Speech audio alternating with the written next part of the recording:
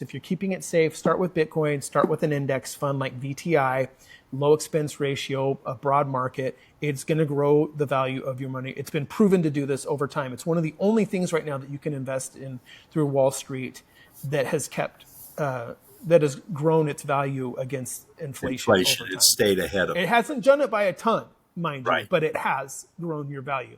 If you had bought gold or bonds or real estate investment trusts and things like that, those have not done as well over the last 25 years against inflation. They've been just below it, right? And so you don't want, because that is not a low risk. Bonds are not a low risk investment. If you're buying an investment that continually loses your buying power, your value, that is a high risk.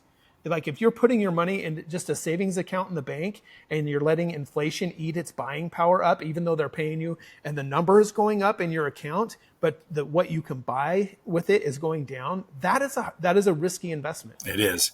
But you still have that savings account though, because you need that to moderate life. You can't put everything in Bitcoin because what you talked about earlier, the liquidity is not the volatility and so actually Bitcoin is very liquid, but is also extremely volatile. So you have to ride that volatility out.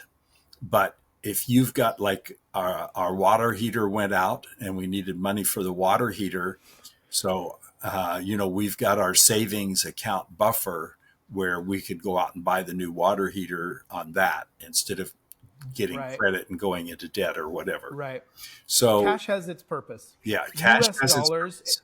As we stand today, they still have a purpose and a place to be used well in someone's in their financial plans, for sure, in their money plans. Absolutely. That's a great point. Because you want to have an emergency fund and you want to have something that is going to be more stable in terms of its price. Because the thing with Bitcoin that you also need to know is it is volatile. When we say volatile, we mean that the price of it goes up and down, and it can go up and down really high, go up really high, go down really low, and it can do that over short periods of time. So you can have, let's say, like $1 million of Bitcoin in an account, and 3 months later it could be down to 400,000. It has and does happen, but also it's going to grow up to $2 million worth of value over time, faster than anything I've ever seen over time. But you can't plan to meet expenses like broken water heaters when all of a sudden you're in one of those periods, your water heater breaks and Bitcoin's really down.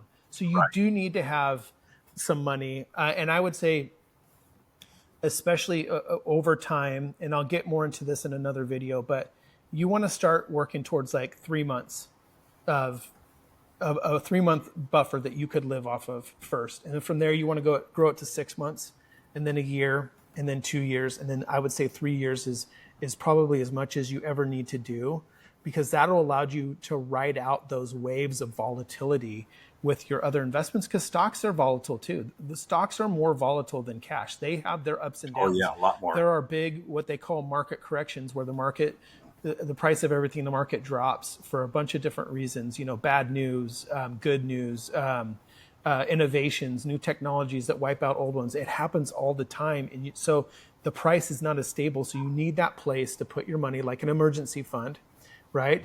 $1,000, $2,000, $3,000, $5,000, depending on how much, where you live and what your expenses could possibly be.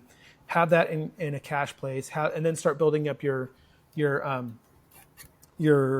buffer, your living expense buffer, from 3 months to 6 months to a year, 2 years, 3 years. And you do this over time. You do that over decades. Oh yeah, it's right? not fast.